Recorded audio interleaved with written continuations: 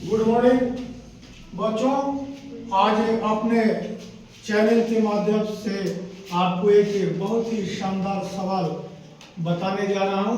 आप प्रयास करेंगे सीखने के लिए और किसी तरह की समस्या आती है तो आप पूछेंगे।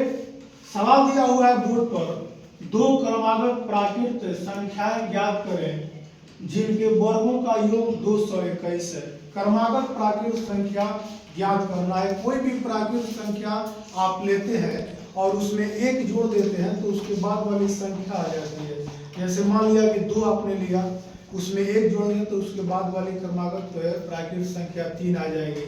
3 में एक जोड़ेंगे तो उसके बाद वाली 4 आ जाएगी। इस तरह से कह आएगा कि दो क्रमागत प्राकृत संख्याएं ज्ञात करें जिनके वर्गों का योग 221 है। बहुत ही शानदार सवाल है, आप समझने का प्रयास करेंगे। मैथमेटिक्स समझने की चीज है। आप देखेंगे, माना कि एक प्राकृत संख्या x है तो उसकी दूसरी क्रमागत प्राकृत संख्या x + 1 हो जाएगी। प्रश्न से कह रहा है कि दोनों प्राकृत संख्याएं जो लिया गया है इनके वर्गों का योग 221 है।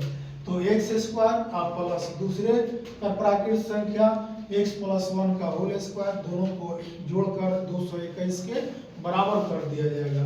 अब ये उतार लिया गया x², इसको a + b के होल स्क्वायर पर तोड़ देंगे। a² + 2ab + b² के रूप में सजा देंगे, फिर 221 के बराबर कर देंगे। आगे बढ़ाया जाएगा, x² मिला के 2x², यहाँ 2x पहले से है। 221 को लेफ्ट साइड लाएंगे तो 1 उसमें से घट जाएगा तो 220 हो जाएगा, 0 के बराबर हो जाएगा। सभी पदों में 2 से भाग कर देते हैं। जब 2 से भाग कर देंगे प्रत्येक पद में तो ये x² हो जाएगा, यह x हो जाएगा और 220 कट के 110 हो जाएगा। अब यह एक द्विघात समीकरण के रूप का सवाल हो गया है। अब इसका फैक्टर करेंगे, अभाज्य गुणनखंड करेंगे।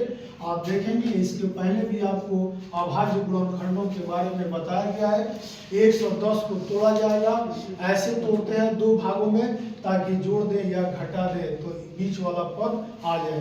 तो आप देखेंगे x² और यहाँ 11x और -10x लेंगे तब जाके 110 हो जाएगा और 0 के बराबर करेंगे। 11 में 10 से गुणा करेंगे तो 110 और 11 में से 10 घटाएंगे तो 1 हो जाएगा।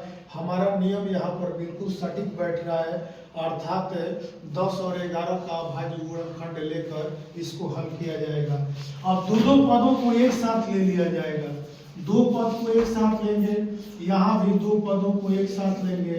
जब माइनस कॉमन करेंगे तो यह बीच वाला पद प्लस हो जाएगा और यह 0 के बराबर हो जाएगा। अब यहाँ ध्यान देंगे, इसमें से x निकलेगा तो निकाल देंगे, x निकलेगा तो निकाल देंगे, x + 11 हो जाएगा और इसमें से 10 निकलेगा तो निकाल देंगे। कॉमन करेंगे इसको तो x + 11 बचेगा और 0 के बराबर। अब दोनों में x + 11 निकाल लिया जाएगा तो यहाँ बचेगा आपको कितना, x और यहाँ -10।